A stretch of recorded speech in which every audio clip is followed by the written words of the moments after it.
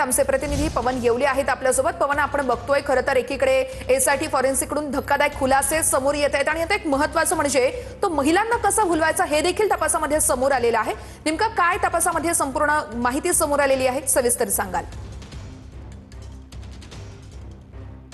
नक्कीच आपण जर बघितलं तर भोंदू अशोक खरात जो आहे तो महिलांचे रिमाइंड ओळखण्यामध्ये एकदम तबरेज होता।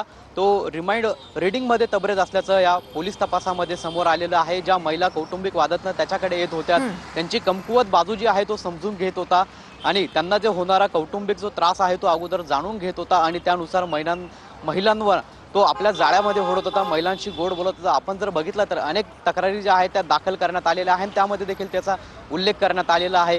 तू माझ्या मागच्या जन्मातली राधा आहेस, मी तुझा कृष्ण आहेस, अशा पद्धतीनं तो बोलत होता। त्यानंतर आणखी एक तक्रार दाखल झाली आहे, त्यामध्ये देखील म्हटलं आहे की तू मागच्या जन्मातली अप्सरा आहे, मी या युगातला अवतारी पुरुष आहे। असं विविध पद्धतीनं महिलांना तो भुरळ घालायचा आणि आपल्या जाळ्यामध्ये ओढायचा। एकंदरीतच या तपासामध्ये आपण जर बघितलं तर तो महिलांची कुमकुवत बाजू जी आहे ती सांभाळून घेत होता। माझ्याशिवाय तुझं कोणी नाही अशा पद्धतीचं या महिलांना जाणून देत होता आणि महिलांवरती आपल्या ओकस कार्यालयामध्ये तो अत्याचार करत असल्याचं एसआयटी तपासामध्ये समोर आलंय। वर्षा, निश्चितच पवन, या तपासावरती आपलं लक्ष असेल। तुर्तास धन्यवाद आपण दिलेल्या माहिती